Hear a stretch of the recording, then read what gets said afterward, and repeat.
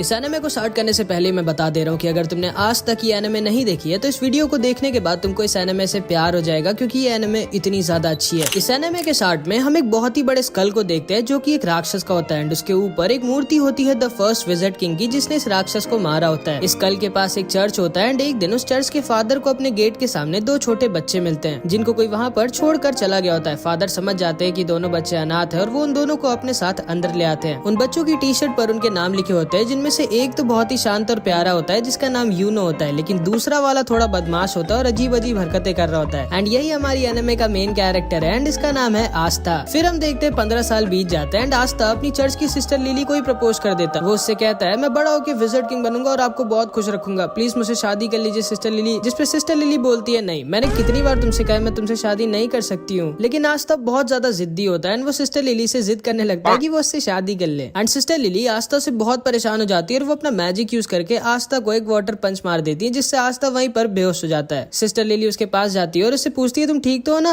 And तभी वहाँ पे चर्च के कुछ और बच्चे आ जाते हैं और वो सिस्टर लिली से कहते हैं बिल्कुल सही किया आपने, जब भी आपको परेशान करे इसको एक दो वाटर पंच मार दिया करिए। लेकिन तभी आस्था दोबारा से होश में आ जाता है एंड फिर से सिस्टर लिली के पीछे पड़ जाता है। बट इस बार वहाँ पर यूनो आ जाता है एंड वो आस्था को अपने मैजिक से वहीं पर गिरा देता है। आस्था गुस्से में उठता है और उसके पास भाग के जाके कहता है आखिर तुम हर बार मेरे और सिस्टर लिली के बीच में अपनी टांग क्यों घुसाते हो। जिसपे यूनो आस्था से कहता है देखो, पहले तो तुम बहुत ज्यादा शोर मचाते हो, दूसरा तुम्हारी हाइट बहुत कम है, तीसरा तुम दिमाग से कम हो, और सिस्टर लिली इस चर्च की नन है और नन लोग शादी नहीं कर सकती, तुम्हारे दिमाग में इतना भी नहीं घुसता क्या। जिसपे आस्था बहुत गुस्सा हो जाता है और यूनो से कहता है आजा 1v1, फ्री फायर में नहीं असली फाइट में मतलब। जिसपे आस्था से कहता है नहीं, मुझे टाइम वेस्ट नहीं करना है तुम्हारे साथ 1v1 करके। आस्था बोलता है कि डर गए क्या। जिसपे बच्चा जिसका नाम मैक्स होता है ये बोलता है तुम सोच भी कैसे सकते हो कि तुम यूनो को जिंदगी में भी हरा सकते हो। आस्था मैक्स से बोलता है तुम्हारी प्रॉब्लम क्या है बच्चे, मुझसे मैं तुमसे इतना बड़ा हूँ फिर भी तुम मेरी रिस्पेक्ट क्यों नहीं करते कभी। जिसपे मैक्स बोलता है बिल्कुल भी नहीं, मैं किसी ऐसे की रिस्पेक्ट कर ही नहीं सकता जो 15 साल का होने के बाद भी मैजिक नहीं यूज कर सकता। असल में आस्था के पास बिल्कुल भी मैजिक नहीं होता, मतलब आस्था एक ऐसे वर्ल्ड में होता है जहाँ पे मैजिक से ही सब कुछ होता है बिना मैजिक के। मैक्स आस्था से कहता है तुम सोच भी कैसे सकते हो कि तुम बिना मैजिक के यूनो जैसे पावरफुल मैजिशियन को हरा सकते हो। आस्था कहता है अच्छा यूनो अगर इतना ही स्ट्रॉन्ग है तो वो ये कर सकता है क्या। एंड वो बहुत ही तेज स्पीड में क्रंचेस मारने लगता है। असल में आस्था मैजिक तो यूज कर नहीं सकता, इसलिए वो एक्सरसाइज करके अपने आप को फिजिकली बहुत स्ट्रॉन्ग बना लेता है। मैक्स आस्था से कहता है कि तुम क्रंचेस मारकर विजिट किंग नहीं बन सकते, क्योंकि विजिट किंग स्ट्रॉन्गेस्ट मैजिशियन होता है, स्ट्रॉन्गेस्ट बॉडी बिल्डर नहीं। एंड तभी यूनो अपने मैजिक से सिस्टर लिली के कपड़े सुखाने लगता है, जिसको देखने सारे बच्चे भाग के चले जाते हैं। एंड यूनो का भी सपना आस्था की तरह विजिट किंग बनने का होता है। सिस्टर लिली भी यूनो को थैंक यू कहती है उसकी हेल्प करने के लिए, जिसपे आस्था को बहुत जलन होती है एंड वो जल्दी से भाग के लकड़ियां काटने आ जाता है ताकि सिस्टर लिली उसको भी थैंक यू बोले। लेकिन इससे पहले कि वो लकड़ियां काटता है यूनो अपने मैजिक से लकड़ियां भी काट देता है। असल में इसको आस्था के सामने शो ऑफ करना थोड़ा पसंद होता है। मैक्स कहता है मुझे यकीन है अगला विजिट किंग यूनो ही बनेगा, तुम नहीं आस्था। एंड तभी वहाँ पर फादर भी आ जाते हैं एंड वहाँ आकर यूनो की तारीफ करने लगते हैं कि यूनो जरूर इस चर्च का नाम एक दिन रोशन करेगा। आस्था दुखी हो जाता है और कोने में अकेला जाकर बैठ जाता है। तभी उसके पास सिस्टर लिली आती है और उससे कहती है दुखी मत हो आस्था, थोड़े दिनों में तुम्हारी ग्रिमवॉर तुम्हें मिल जाएगी, फिर तुम भी मैजिक यूज कर पाओगे। जिसको सुनकर आस्था खुश हो जाता है और फिर से खड़ा हो जाता है और कहता है आप देखना सिस्टर लिली, मुझे इस दुनिया की बेस्ट ग्रिमवॉर मिलेगी एंड फिर मैं बहुत मेहनत करके सबसे ज्यादा स्ट्रॉन्ग बनूंगा एंड फिर एक दिन मैं विजिट किंग बनूंगा। ग्रिमवॉर असल में एक मैजिकल बुक होती है जिसमें 3 लीफ बनी होती है जो सबको 15 साल की एज पे मिलती है एंड उसको पाने के बाद लोगों का मैजिक बहुत ज्यादा बढ़ जाता है और वो मैजिकल अटैक्स भी यूज कर सकते हैं। आस्था यूनो से कहता है कि जब मुझे मेरी ग्रिमवॉर मिलेगी तब हम दोनों बचपन की तरह साथ में प्रैक्टिस करेंगे और साथ में बहुत स्ट्रॉन्ग बनेंगे। लेकिन यूनो उसे इग्नोर कर वहाँ से चला जाता है, मानो वो आस्था को अपने टक्कर का मानता ही नहीं है। जिसपे आस्था भी बहुत दुखी हो जाता है एंड वो भी वहाँ से चला जाता है। सिस्टर लिली यूनो के पास आती है और उससे कहती है तुम्हें आस्था के साथ ऐसा नहीं करना चाहिए था। जिसपे यूनो कहता है आस्था मेरे रहते कभी भी विजिट किंग नहीं बन सकता। सिस्टर लिली को लगता है कि आस्था क्योंकि बहुत दुखी होकर गया है तो वो मे भी कहीं पर चुपचाप जाके रो रहा होगा, लेकिन हमारा आस्था रोता वोता नहीं है, वो यहाँ पर ट्रेनिंग कर रहा होता है और ज्यादा स्ट्रॉन्ग होने के लिए एंड अपने विजिट किंग बनने के सपने को सच करने के लिए। थोड़े दिनों बाद आस्था यूनो और बहुत सारे बच्चे जो 15 साल के हो गए थे वो सब ग्रिमवॉर टावर जाते हैं अपनी अपनी ग्रिमवॉर लेने। आस्था बहुत ज्यादा एक्साइटेड होता है क्योंकि अब वो फाइनली मैजिक यूज कर पाएगा एंड यूनो को टक्कर दे पाएगा। वहाँ पे 2 नोबल फैमिलीज के भी बच्चे आए होते हैं जो आस्था और यूनो का मजाक उड़ा रहे होते हैं क्योंकि वो लोग गरीब होते। तभी वहाँ पर उस ग्रिमवॉर टावर का मास्टर आ जाता है एंड सारे लोगों का वेलकम करता है। आस्था बहुत ज्यादा एक्साइटेड और खुश होता है। फिर ये मास्टर एक मैजिकल स्पेल बोलता है और सारे लोगों के पास अपने आप उनकी ग्रिमवॉर उड़कर जाने लगती है। सारे लोग अपनी अपनी ग्रिमवॉर पाकर बहुत खुश होते हैं, लेकिन आस्था के पास कोई भी ग्रिमवॉर नहीं आती। आस्था बोलता है मेरी ग्रिमवॉर लेट हो गई क्या, मेरी ग्रिमवॉर कहाँ है। जिसपे सारे के सारे लोग उस पर हंसने लगते हैं एंड उसका मजाक बनाने लगते हैं। लेकिन तभी यूनो के पास उसकी ग्रिमवॉर आ जाती है जो कि होती है एक 4 लीफ ग्रिमवॉर जो कि बहुत ही ज्यादा रेयर होती है एंड यही ग्रिमवॉर फर्स्ट विज़र्ड किंग के पास भी होती है, जिसको देखकर सारे के सारे लोग शॉक्ड रह जाते हैं कि आखिर यूनो जो कि नोबल फैमिली का भी नहीं है उसको 4 लीफ ग्रिमवॉर कैसे मिल गई। यूनो उल्टा घूमता है और सबसे कहता है कि वो बनेगा अगला विज़र्ड किंग एंड सारे के सारे लोग उसकी तारीफ करने लगते हैं। लेकिन तभी आस्था खड़ा होता है और यूनो से बोलता है नहीं तुम नहीं, मैं बनूंगा अगला विज़र्ड किंग, जिसपे फिर से सारे के सारे लोग उस पर हंसने लगते हैं एंड उसका मजाक उड़ाने लगते हैं एंड यूनो भी आस्था को वहीं पर इग्नोर करके वहाँ से चला जाता है। इसके बाद आस्था अकेले जंगल में उल्टा लटका होता है और थोड़ा सा दुखी होता है क्योंकि ना तो सिर्फ उसके पास मैजिक है बट अब तो उसको ग्रिमवॉर भी नहीं मिली। लेकिन इतना सब कुछ होने के बाद भी वो गिव अप नहीं करता और वो उठता है और कहता है क्या हुआ अगर मेरे को ग्रिमवॉर नहीं मिली तो मैं तब भी मेहनत करना नहीं छोड़ूंगा एंड एक दिन विज़र्ड किंग जरूर बनूंगा, तुम बस वेट करना यूनो, मैं ही तुम्हारा राइवल हूँ एंड मैं ये तुम्हें प्रूफ करके रहूंगा। लेकिन तभी उसे एक आवाज आती है। इधर हम देखते हैं ये दोनों जलन के मारे यूनो से लड़ने आ जाते हैं एंड उससे कहते हैं आखिर तुम्हारे जैसे गरीब को 4 लीफ ग्रिमवॉर कैसे मिल सकती है एंड हम नोबल्स को नहीं, मैं जला दूंगा तुम्हारी इस ग्रिमवॉर को। एंड वो यूनो के ऊपर एक मैजिकल अटैक यूज कर देता है, लेकिन यूनो बिना अपनी ग्रिमवॉर का यूज किए ही अपने आप को डिफेंड कर लेता है, जिसको देखकर ये दोनों शॉक्ड रह जाते हैं कि आखिर यूनो इतना स्ट्रॉन्ग कैसे है। लेकिन तभी अचानक से कुछ चेन्स आके उन दोनों को पकड़ लेती हैं एंड तभी वहाँ पर एक आदमी आता है जो बोलता है तुम लोग पागल हो क्या जो इतनी रेयर चीज को जलाना चाहते हो। यूनो पूछता है कौन हो तुम, जिसपे ये बताता है मेरा नाम है स्नेक और मुझे वो चीज चाहिए जो तुम्हारे पास है। एंड तभी वो अपने मैजिक से यूनो को भी पकड़ लेता है एंड उसकी 4 लीफ ग्रिमवॉर को भी उससे छीन लेता है। यूनो बोलता है स्नेक मैंने तुम्हारा नाम सुना है, तुम एक बहुत ही स्ट्रॉन्ग और फेमस चोर हो, लेकिन तुम्हें ये तो पता ही होगा कि एक ग्रिमवॉर को केवल उसका ओरिजिनल ओनर ही यूज कर सकता है। जिसपे स्नेक कहता है हाँ मेरे को पता है कि तुम्हारी ग्रिमवॉर को तुम्हारे बिना कोई यूज नहीं कर सकता, लेकिन ब्लैक मार्केट में इस 4 लीफ ग्रिमवॉर के मेरे को बहुत पैसे मिलेंगे एंड इसीलिए मैं तुम्हारी ग्रिमवॉर चुरा रहा हूँ और माफ करना तुम्हारा विज़र्ड किंग बनने का सपना यहीं पर खत्म होता है। एंड तभी वहाँ पर हमारा आस्था आ जाता है एंड आते ही गिर के अपनी बेइज्जती करा लेता है, लेकिन फिर भी वो खड़ा होता है और बोलता है क्या हो रहा है यहाँ और तुम्हारे पास 2-2 ग्रिमवॉर कैसे है। यूनो बोलता है उनमें से एक मेरी और यहाँ से जल्दी से भाग जाओ, ये बहुत स्ट्रॉन्ग है। तब आस्था सारा का सारा खेल समझ जाता है एंड वो स्नेक से कहता है चुपचाप यूनो की ग्रिमवॉर वापस कर दो, जिसपे स्नेक उससे कहता है तुम तो वही लूजर हो ना जिसको एक भी ग्रिमवॉर नहीं मिली। एंड ये कहकर वो उस पर हंसने लगता है। आस्था कहता है हाँ मैं वही हूँ जिसको कोई ग्रिमवॉर नहीं मिली, लेकिन मैं वो भी हूँ जो एक दिन विज़र्ड किंग बनेगा। एंड ये कह के आस्था स्नेक की तरफ भागता है। यूनो कहता है नहीं उससे मत लड़ना आस्था। स्नेक अपने मैजिक से आस्था पर अटैक करता है, लेकिन आस्था उसके अटैक को डॉज करके उसके पीछे आ जाता है एंड वो बस उसको एक पंच मारने वाला होता है, लेकिन तभी स्नेक की चेन्स उसको पकड़ लेती हैं एंड फिर स्नेक अपने मैजिक से आस्था को बहुत ज्यादा इंजर्ड कर देता है। आस्था मन में सोचता है कि ये तो बस एक चोर है, फिर ये इतना स्ट्रॉन्ग कैसे है, और अगर एक चोर इतना स्ट्रॉन्ग है तो फिर विज़र्ड किंग कितना स्ट्रॉन्ग होगा। एंड फिर स्नेक उसको पीछे की दीवार पर लड़ा देता है एंड उसके पास जाकर बोलता है अपनी आंखें खोलो बच्चे, तुम मुझे 100 जन्मों में भी नहीं हरा सकते। आस्था मन में सोचता है कि ये सही तो कह रहा है, मैं चाहे जितना भी अपनी बॉडी को ट्रेन करके स्ट्रॉन्ग बना लूं, लेकिन मैं इसको भी नहीं हरा सकता। स्नेक आस्था के ऊपर हंसता है और बोलता है अपनी चेन से मैं किसी के अंदर कितना मैजिक है ये नाप सकता हूँ, और तुम्हारे अंदर एक बूंद मैजिक भी नहीं है एंड इसीलिए तुम्हारे पास कोई ग्रिमवॉर नहीं आई, क्योंकि ग्रिमवॉर मैजिक को बढ़ाती है और तुम्हारे पास तो मैजिक है ही नहीं। तुम विज़र्ड किंग तो क्या, तुम कोई नॉर्मल सी जॉब भी नहीं कर सकते। शर्म करो अपनी जिंदगी पर, तुम एक बहुत ही बड़े लूजर हो। जिसको सुनकर आस्था अंदर से टूट जाता है और वो सोचने लगता है कि ये एकदम सही तो कह रहा है, मेरे अंदर ना तो मैजिक है और ना ही मेरे पास अब एक ग्रिमवॉर है, फिर आखिर मैं कैसे विज़र्ड किंग बन सकता हूँ जो कि पूरी दुनिया का सबसे स्ट्रॉन्गेस्ट मैजिशियन होता है। एंड जिंदगी में पहली बार आस्था गिव अप करने वाला होता है, लेकिन तभी यूनो चिल्लाकर बोलता है नहीं, मैं जानता हूँ आस्था विज़र्ड किंग नहीं बनेगा क्योंकि अगला विज़र्ड किंग तो मैं ही बनूंगा, लेकिन आस्था कोई लूजर नहीं है, वो मेरा राइवल है एंड उसके अंदर भी एक मैजिकल पावर है एंड वो है कभी भी गिव अप ना करना। एंड इसको सुनते ही आस्था के अंदर मानो दोबारा से जान आ जाती है। वो स्नेक से कहता है दूर हट मुझसे। स्नेक उससे दूर हट जाता है एंड आस्था के पास से एक अजीब सी एनर्जी आने लगती है। आस्था यूनो से कहता है चिंता मत करो यूनो, मैं इस आदमी को तुम्हारी ग्रिमवॉर नहीं ले जाने दूंगा, चाहे उसके लिए मुझे मरना ही क्यों ना पड़े। एंड तभी आस्था के पास उसकी खुद की ग्रिमवॉर उड़कर आ जाती है, जो कि कोई नॉर्मल ग्रिमवॉर नहीं बल्कि एक 5 लीफ ग्रिमवॉर होती है, जो पूरी की पूरी दुनिया में सिर्फ एक ही है, मतलब यूनो से भी ज्यादा रेयर ग्रिमवॉर। दुनिया में 3 तरह की ग्रिमवॉर्स होती हैं। 3 लीफ ग्रिमवॉर जिसमें मैजिकल पावर्स होती है एंड ये बहुत कॉमन होती है। 4 लीफ ग्रिमवॉर जो कि बहुत रेयर होती है एंड इसमें मैजिकल पावर्स के साथ गुड लक भी होता है। एंड लास्ट में है 5 लीफ ग्रिमवॉर जो कि पूरी दुनिया में सिर्फ एक ही है एंड इसके अंदर एक डीमन होता है। एंड आस्था को फाइनली उसकी 5 लीफ ग्रिमवॉर मिल जाती है। यूनो आस्था को देखकर स्माइल करता है और बोलता है मुझे पता था आस्था, तुम वो जो इम्पॉसिबल को भी पॉसिबल कर सकता है, जैसे तुमने बचपन में किया था। एंड फिर हम इन दोनों का बचपन देखते हैं कि कैसे यूनो स्टार्टिंग में बहुत ही रोथुड़ू था और छोटी छोटी बात पर रोता रहता था एंड आस्था स्टार्टिंग से ही उसकी मदद करता रहता था और एकदम उसके बड़े भाई की तरह उसको प्रोटेक्ट करता था। फिर एक दिन बचपन में सिस्टर लिली आस्था और यूनो को पहले विज़र्ड किंग की स्टोरी सुनाती है कि कैसे एक बार पूरी दुनिया पर एक बहुत ही बड़े और ताकतवर राक्षस ने हमला कर दिया था और हर जगह तबाही मचा दी थी। हर तरफ बस दुख ही दुख फैल गया था, लेकिन तभी अचानक से एक लड़का वहाँ वहाँ आ जाता है और उन सबको बचा लेता है। एंड उसके पास एक 4 लीफ ग्रिमवॉर होती है एंड उसकी और उस राक्षस की बहुत दिनों तक लड़ाई होती है, लेकिन आखिरी में वो लड़का उस राक्षस को हरा देता है और दोबारा से दुनिया में सुख और शांति ले आता है। एंड वही बनता है फर्स्ट विज़ार्ड किंग, पूरी दुनिया का सबसे स्ट्रॉन्गेस्ट मैजिशियन। एंड इसी स्टोरी को सुनने के बाद आस्था और यूनो डिसाइड करते हैं कि वो दोनों भी बड़े होकर विज़ार्ड किंग बनेंगे। शाम को फादर आकर यूनो को एक लेटर देते हैं और उससे कहते हैं उस लेटर को विलेज के बाहर एक आदमी तक पहुँचाने के लिए। आस्था कहता है लो मैं चला जाता हूँ, लेकिन यूनो उसे मना कर देता है और कहता है नहीं, वो अकेला जाएगा। यूनो अकेला उस आदमी के पास पहुँच जाता है और उसे वो लेटर दे देता है। काफी रात हो चुकी होती है और आस्था को यूनो की चिंता होने लगती है। एंड फिर वापस लौटते वक्त यूनो को एक बड़ा सा आदमी घेर लेता है और वो उसका पेंडेंट उससे जबरदस्ती छीन लेता है। यूनो उससे कहता है प्लीज मुझे वो वापस कर दो, वो मेरे पेरेंट्स की आखिरी निशानी है। जिसपे हंसता और बोलता है चुपचाप यहाँ से भाग जाओ बच्चे, वरना मुझे तुम्हें जान से मारना पड़ेगा। जिसको सुनकर यूनो डर जाता है और रोने लगता है और सोचता है कि अब वो कुछ नहीं कर सकता, लेकिन तभी वहाँ पर आस्था आ जाता है एंड उस आदमी को पकड़ लेता है। यह आदमी आस्था को मारकर दूर फेंक देता है, लेकिन आस्था फिर से जाकर उसको पकड़ लेता है और जोर जोर से चिल्ला रहा होता है। यूनो बस आस्था को देख रहा होता है और सोच रहा होता है कि आखिर जब आस्था जानता है कि वो इस आदमी को नहीं हरा सकता, फिर वो लड़ क्यों रहा इससे। आस्था को ये आदमी बहुत ज्यादा इंजर्ड कर देता है, लेकिन फिर भी आस्था गिव अप नहीं करता और उसको पकड़े रहता है और जोर जोर से चिल्ला रहा होता है कि यूनो का पेंडेंट वापस कर। ये आदमी समझ जाता है कि ये बच्चा कोई नॉर्मल बच्चा नहीं है एंड वो उस पेंडेंट को वहीं पर छोड़कर चला जाता है एंड आस्था वहीं पर गिर जाता है। यूनो उसके पास आकर रोते हुए बोलता है मुझे माफ करना, मेरी वजह से तुम्हें इतनी मार पड़ी। जिसपे आस्था उससे कहता है तुम चिंता मत करो, मैं हमेशा तुम्हारे साथ रहूंगा और तुम्हें प्रोटेक्ट करूंगा एंड एक दिन मैं बनूंगा विज़ार्ड किंग और तुम्हें और चर्च के सारे लोगों को खुश और सेफ रखूंगा। और इधर हम देखते हैं आस्था की ग्रिमवॉर से एक अजीब सी तलवार निकलती है और स्नेक बोलता है अचानक से तुम्हारे पास एक ग्रिमवॉर कहाँ से आ गई, ये क्या हो रहा है। एंड वो आस्था के ऊपर दोबारा से अटैक कर देता है, लेकिन आस्था अपनी स्वॉर्ड यूज करता है एंड स्नेक की मैजिकल चेंज गायब हो जाती है। स्नेक बोलता है कि ये कैसे किया तुमने, आखिर हो कौन तुम। जिसपे आस्था बोलता है मैं वो हूँ जो एक दिन बनेगा विज़ार्ड किंग। एंड ये कहकर आस्था स्नेक के ऊपर अटैक कर देता है एंड स्नेक की एक बार में बैंड बजा देता है और उसको हरा देता है। यूनो उसे देखकर हंस रहा होता है और आस्था उसके पास आकर बोलता है ये देखो यूनो, मेरे को फाइनली मेरी ग्रिमवॉर मिल गई। यूनो आस्था से बोलता है तो तुमने मुझे एक और बार बचा लिया आस्था, तुम्हें याद है ना वो प्रॉमिस जो हमने बचपन में किया। बचपन में जब यूनो आस्था की बात सुनता है तो वो पूछता है कि क्या मैं विज़ार्ड किंग बन सकता हूँ जबकि मैं इतना वीक हूँ। जिसपे आस्था यूनो से कहता है हाँ, अगर तुम बहुत मेहनत करोगे और कभी भी गिव अप नहीं करोगे तो तुम क्या कोई भी विज़ार्ड किंग बन सकता है। जिसको सुनकर यूनो खड़ा होता है और बोलता है ठीक है, मैंने भी डिसाइड कर लिया है कि आज के बाद मैं कभी भी नहीं रहूंगा एंड मैं बहुत मेहनत कर एक दिन विज़ार्ड किंग बनूंगा और तुमको और चर्च के सारे लोगों को खुश रखूंगा। जिसपे आस्था यूनो से कहता है इसका मतलब है कि अब हम दोनों राइवल्स हैं। एंड वो दोनों एक दूसरे से प्रॉमिस करते हैं कि वो दोनों बहुत मेहनत करेंगे एंड एक दिन विज़ार्ड किंग बनेंगे। आस्था यूनो से कहता है हाँ मुझे याद है एंड मुझे लगा था कि तुम भूल गए होगे। एंड फिर वो दोनों फिर से बचपन की तरह दोबारा से एक दूसरे से शर्त लगाते हैं ये देखने के लिए कि पहले विज़ार्ड किंग कौन बनेगा। इसके बाद हम अभी के विज़ार्ड किंग की झलक देखते हैं एंड उन 9 मैजिक नाइट्स को देखते हैं जो किंगडम में विज़ार्ड किंग के बाद सबसे ज्यादा स्ट्रॉन्ग मैजिशियंस होते हैं और इनका काम होता है किंगडम में पीस और ऑर्डर मेंटेन करके रखना। एंड इन सब की एक स्क्वाड होती है जिसको ज्वाइन करने के लिए बच्चों को एक एंट्रेंस एग्जाम देना होता है और उसी एग्जाम के लिए आस्था और यूनो दोनों ट्रेनिंग कर रहे होते हैं। इधर हम देखते हैं फादर और सिस्टर लिली ग्रिमवॉर टावर के मास्टर के पास जाते हैं एंड फादर मास्टर से पूछता है कि आखिर एंट्रेंस एग्जाम के लिए उसने यूनो के साथ आस्था का भी नाम क्यों दिया, जबकि आस्था तो उस टेस्ट में पास हो भी नहीं सकता। जिसपे मास्टर उससे कहता है कि आस्था ने मुझे उसकी ग्रिमवॉर दिखाई थी और मुझसे बहुत रिक्वेस्ट किया था कि उसको एंट्रेंस एग्जाम में भेज दे, तो इसलिए मैंने भेज दिया। फादर मास्टर से पूछते हैं कि आखिर जो ग्रिमवॉर आस्था के पास आई है वो है क्या और वो असलियत में ग्रिमवॉर है भी कि नहीं। जिसपे मास्टर उसे बताता है मैं तुम्हें ज्यादा तो नहीं बता सकता, लेकिन हाँ उस ग्रिमवॉर की वजह से आस्था को फ्यूचर में एक बहुत बड़ी लड़ाई लड़नी होगी। फादर मास्टर से रिक्वेस्ट करने लगता है कि आस्था बहुत वीक है और उसके पास मैजिक भी नहीं है तो उसको एंट्रेंस एग्जाम में ना भेजे। जिसपे मास्टर उससे कहते हैं कि कहीं ऐसा तो नहीं कि तुम आस्था को इसलिए नहीं भेजना चाहते क्योंकि अगर वो पास हो गया तो वो यहाँ से चला जाएगा और तुम्हें उसकी याद आएगी। जिसपे फादर थोड़ा सा शर्मा जाता है और बहाने बनाने लगता है एंड सिस्टर लिली भी समझ जाती है कि फादर आस्था को सीक्रेटली बहुत प्यार करते हैं। इधर हम देखते हैं आस्था और यूनो रेस लगाते हुए चर्च वापस आ रहे होते हैं और उन दोनों के बीच में टाई हो जाता है। आस्था पूछता है जल्दी बताओ कौन जीता। मैक्स बोलता है यूनो जीता है। आस्था कहता है अभी रेस खत्म नहीं हुई है, जो चर्च के अंदर पहले घुसेगा वो जीतेगा। और आस्था चर्च के अंदर घुसने वाला होता है, लेकिन तभी यूनो उसे अपने मैजिक से उड़ाकर दूर फेंक देता है और रेस को जीत जाता है। रात में सोते वक्त आस्था सपने में भी यही बोल रहा होता है कि वो एक दिन विज़ार्ड किंग बनेगा। भाई ये पागल होता है विज़ार्ड किंग बनने के लिए। जिसको सुनकर मैक्स आस्था पर गुस्सा हो जाता है। अगले दिन आस्था फिर से ट्रेनिंग कर रहा होता है और उसके पास मैक्स आ जाता है। आस्था पूछता है क्या हुआ। मैक्स बोलता है तुम बेवकूफ हो। जिसपे आस्था उस पर गुस्सा हो जाता है और बोलता है ये बोलने के लिए तुम चर्च से इतनी दूर मेरे पास आए हो। मैक्स उसे बोलता है कि तुम्हारे पास तो मैजिक भी नहीं है, तुम सोच भी कैसे सकते हो कि तुम मैजिक नाइट एग्जाम में पास होगे। आस्था बोलता है अब तो मेरे पास मेरी ग्रिमवॉर है एंड अब तो मैं जरूर से मैजिक नाइट एग्जाम में पास होऊंगा और एक दिन विज़ार्ड। लेकिन तभी उसको मैक्स बीच में रोक देता है और कहता है चुप रहो, जब देखो तब विज़ार्ड